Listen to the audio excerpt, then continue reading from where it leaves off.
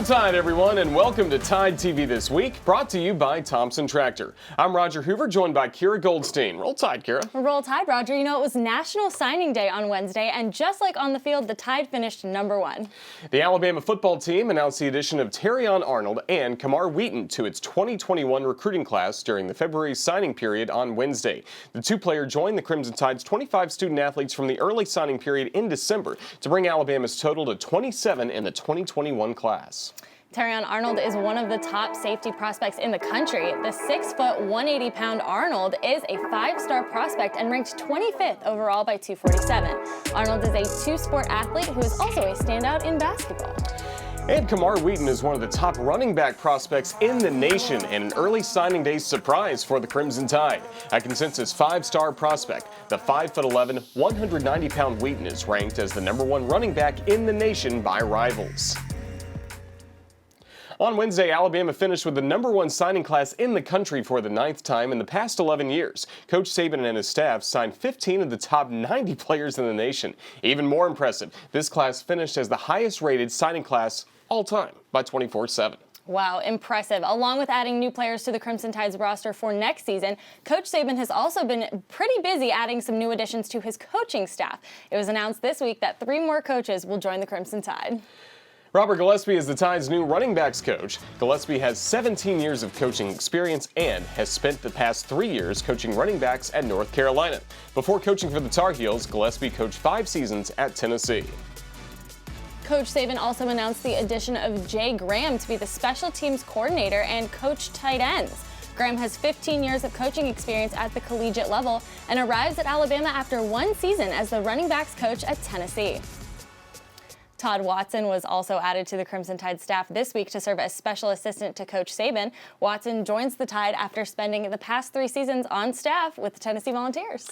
After the first loss of the season since December 19th last Saturday at then #24 Oklahoma, Alabama looked to get back in the win column and continue their undefeated record in SEC play on Wednesday as the Tide hosted the LSU Tigers. Alabama defeated LSU by 30 just 2 weeks earlier in Baton Rouge. Alabama used a 16-7 run early on in the first half to jump out to an 18-11 lead. LSU responded with a 5-0 run, but the Tide countered right back with another big run.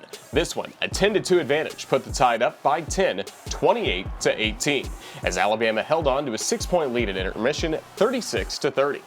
Alabama began the second half with yet another run. This one a big 18-4 run that put Bama up by 20 at 54-34 with 12:53 to go. The Crimson Tide led by as many as 22 as the Tide rolled over the Will Wade Tigers, making a strong statement with the 78-60 victory. The victory improves Alabama's overall record to 15-4 and gives the Tide a perfect 10-0 record in SEC play. LSU came out, guarded us a lot better than they did the first time. You would have expected that. You know, they've got some pride over there, and you know what we did to them in their gym. We anticipated them playing us a lot better than they did. You know, we went 6 of 24 from 3, which obviously not ideal. You know, Shaq and Petty, 2 of the better shooters in the league, you know, weren't necessarily on fire tonight. But you know, I thought we did some other things, out rebounded them by 16. You know, I thought we did a really good job defensively. You know, Cam Thomas got going early, had 11 quick ones, you know, into the game with 22. So I thought the last 30 minutes or so of the game, we did a decent job on him. You know, Trendon goes 3 out of 13. You know, I mean, he ended up with 9 rebounds. A lot of those were some of those were off his own misses, I guess a couple of them maybe. But, you know, he thought our guys did a really good job, you know, especially with Herb, who's, I think, the best defender in the league. When Herb gets his 4th foul and he's still banged up, you know, and Reese stepped in, did a great job, I thought, on Trendon, and Juwan Gary did a great job. So different guys there and a team defensive effort. So big win, creating some separation between us and the rest of the league. Crimson Tide had 5 players scoring double figures, led by Jaden Shackelford with 19. Alex Reese added 13 points, while Juwan Gary had career highs with 12 points and 7 rebounds. Javon Quinterly and Keon Ellis each added 10. The loss on the road to the Sooners didn't affect the Tide very much at all in this week's rankings. The Associated Press poll dropped the Tide just 1 spot to 10th, while Oklahoma jumped up 15 spots to take Alabama's previous ranking at 9. Tennessee is just behind the Tide at 11, and Alabama's opponent on Saturday, Missouri, falls 6 spots to 18, while Florida jumps into the top 25 at 22 with the win over the 11th-ranked West Virginia. While the Tide dropped 1 spot in the AP poll, they moved up a spot in the coaches' top 25. Alabama is now ranked 7th by the coaches. Tennessee is 10th, Missouri is 17, with Florida rounding out the SEC teams in the top 25 at 23. The Alabama gymnastics team hit the road this past Friday for a rematch of their season opener against the Kentucky Wildcats. Could the Tide remain undefeated on the year? We'll have those highlights when we return. TideTV This Week, presented by Thompson Tractor, the exclusive provider of Caterpillar heavy equipment and genuine cat parts for Alabama and Northwest Florida. Visit ThompsonTractor.com for more information. The University of Alabama, where legends are made. Ford, for great offers on F-150, see your local Ford dealer. Proud sponsor of the Crimson Tide. Welcome back to Tide TV This Week, brought to you by Thompson Tractor. The Alabama gymnastics team is off to a great start to the 2021 season. The 8th-ranked Crimson Tide traveled to Lexington, Kentucky last Friday to take on the 14th-ranked Kentucky Wildcats. Alabama started the meet off with a season-high 49-425 on the uneven bars, led by Makari Doggett, who tied her career best with a 9.95. Doggett now has won the uneven bars in every meet this season. On vault, Kaylee Quinn's 9.85 helped the Crimson Tide to a 48.925 on floor. Shania Adams had a career best 9.9 that led the Crimson Tide to a 49.25 on the floor exercise. With the Wildcats closing the gap on their own floor exercise routines, Alabama posted a 49.175 on the balance beam, led by Alonza Klopfer with a 9.9, as Alabama defeated Kentucky 196.775 to 196.400. The Alabama women's basketball team was back in action on Sunday as the Tide traveled to Columbia to take on the 3rd-ranked South Carolina. Alabama took a 16-8 lead midway through the first quarter before South Carolina scored the next 9 straight. The Gamecocks closed out the first period with the final 6 points to lead 26-21 after the first 10 minutes of play. South Carolina pulled ahead by 7 in the opening seconds of the second period, but Alabama outscored the Gamecocks 20-12 from then to lead 41-40 at halftime. South Carolina came out of the gates fast in the third, scoring 15 of the first 20 points and took its first double-digit lead of the game at 58-46. South Carolina continued to outscore Alabama in the final frame, adding the majority of its points from the free throw line as the Gamecocks outscored the Tide 23-9 in the final 10 minutes. Despite leading at the half against number 3 South Carolina, the Gamecocks would prevail over the Tide 87-63. During Coach Paul Bear Bryant's tenure as head coach of the Crimson Tide, the color barrier was broken on the football team as he signed Wilbur Jackson and John Mitchell. We'll have their story of becoming the first African Americans to play for the Crimson Tide when we return.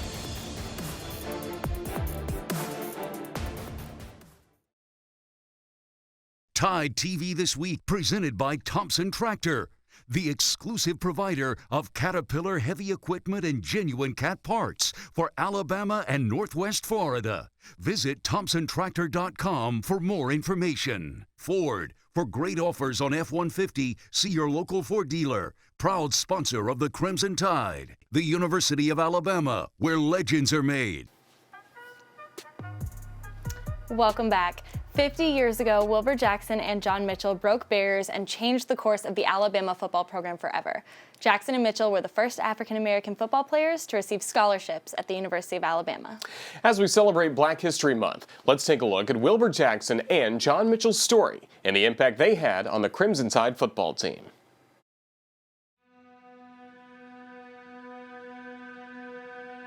In 1963, George Wallace stood outside the schoolhouse door at Foster Auditorium, refusing to allow African American students to register for classes at the University of Alabama. The unwelcomed, unwanted, unwarranted, and force-induced intrusion upon the campus of the University of Alabama, the day of the might of the central government, offers frightful examples of the oppression of the rights, privileges, and sovereignty of this state by officers of the federal government. In the late 1950s and throughout the 60s, Alabama played against many teams with African American players. But progress at Alabama would take time. As times changed, Alabama recognized that African American athletes should be given equal education and athletic opportunities. Under the leadership of Coach Paul Bear Bryant, Alabama made the decision that it was time to move forward with the addition of African American players to the Alabama football program. Wilbur Jackson and John Mitchell's recruitment changed the Alabama football program forever. I had 3 recruiting trips to the university, and each time I talked to Coach Bryant, like all the other recruits did. But one night at his house, he took me to the side and he said, if you come here, can't promise you everything is going to be smooth, but if you ever have a problem, just come and see me. Don't go and see anyone else. Come and see me, and we'll do the best that we can to take care of it. And I think the university offered me a scholarship midway through my senior year here at Carroll. There was a sense of pride, especially in my neighborhood, Like everybody pointed to me, and they would tell their kids that, look at Wilbur, he's doing this, and if he can do it, then you can do the same thing as well. Well, it was 5 of students that I was in school with. We entered the science fair right there in Mobile. It was the first time in the history of Mobile that 5 black kids from an all-black school won it. And when we went to South Carolina for the National High School Science Convention, we came in 3rd. And here are 5 black kids from an all-black school, and we're offered academic scholarships to basically all the southern schools. But none of us accepted those. I went to junior college in Arizona because I wanted to play football in that particular time. Alabama in the South, but didn't have any black athletes. Even with John's high academic standing and multiple academic scholarship offers, he decided to pursue football at the junior college level. When I played at junior college, I played at Eastern Arizona, and there was a school in Human called Western Arizona. Well, my college coach in Eastern did not recommend me to Southern Cal. The guy at Western Arizona did, because I guess every time we played them, I played pretty well against those guys. I had signed to go to Southern Cal, and John McKay was boasting that he was going to sign a black player from Mobile, Alabama. Alabama had never watched me play. They didn't know who I was. The only thing they knew about me was my name. They looked in the phone book and called every John Mitchell in the phone book until they got my father. He was John Mitchell, see? So they got my father and told him who they were. And the following week, Coach Bryant's first quarterback at Alabama, Bobby Jackson, drove me, my mom, my dad up to Alabama. And that's when I made the decision to come to Alabama visiting with Coach Bryant. As a kid, whether you were black, white, brown, or yellow, hey, you knew about Alabama football. And I said, if I go to Alabama, well, my parents are going to have a chance to see me play. And that was the biggest and best decision I made. When they come down to deciding what school you were going to go to, that I was going to go to, it was Alabama or no place, because I was offered one scholarship, and that was at Alabama. In 1970, Paul Bear Bryant would offer a scholarship to Wilbur Jackson to play football at the University of Alabama.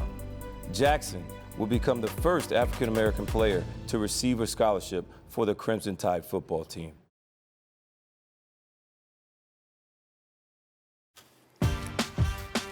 Welcome back to Tide TV This Week, brought to you by Thompson Tractor. The Alabama volleyball team resumed their season this past weekend after playing only 8 matches in the fall. Crimson Tide now scheduled to play 14 matches this spring. The first of those was a Friday and Saturday match this past weekend against South Carolina here in Tuscaloosa.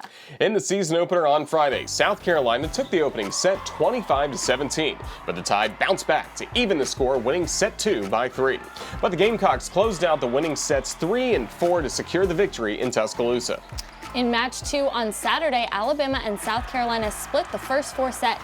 In the deciding 5th set, Alabama got to within a point at 6-5, but that would be as close as they would get as South Carolina took the set and match with the 15-9 win.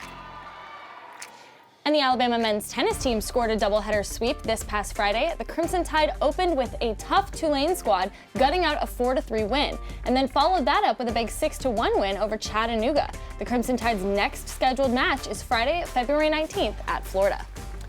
The Alabama women's tennis team has had a great start to the spring season as they are currently undefeated at 5-0. This past Thursday, Jenny Mine's squad defeated South Florida 5-2, then swept Kennesaw State 7-0 on Saturday. Alabama followed that up with another 7-0 sweep on Tuesday, this time against North Alabama. And a big shout out to the Alabama women's cross country team. For the first time in program history, the Alabama women's cross country program is ranked #1 in the South region. The Tide is also ranked 13th in the nation in the National Coaches Poll. Don't go anywhere. In just 90 seconds, we'll be back with a special feature and our Player of the Week.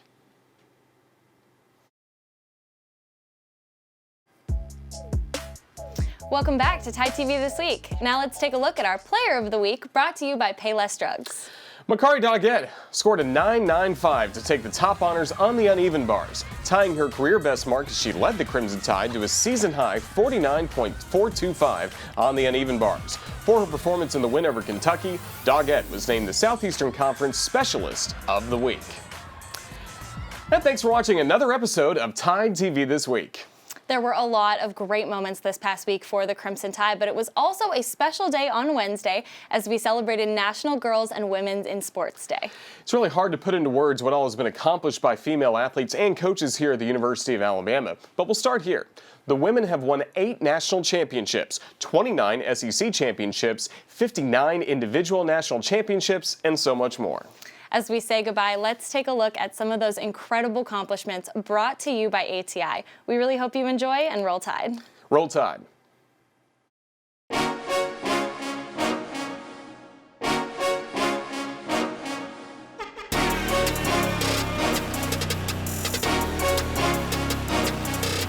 Repeat, they've never done it. They've won 5 NCAA titles.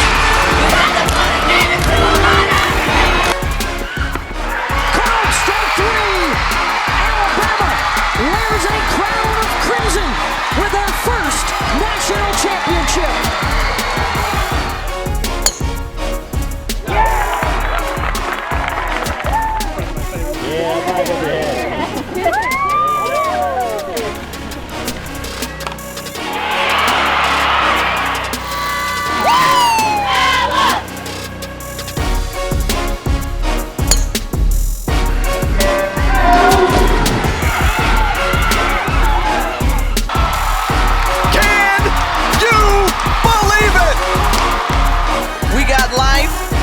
Juice, we got swag, we're trying to make it to 40. Words, and give her 2.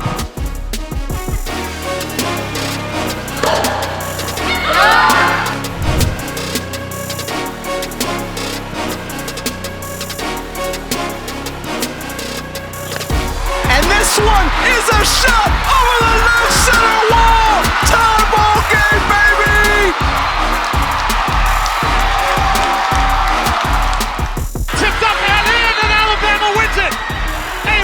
Wins it for the Tide. Oh my goodness, she is feeling it right now. What a performance, what a gutty job for that freshman. Exactly what Alabama needs right now.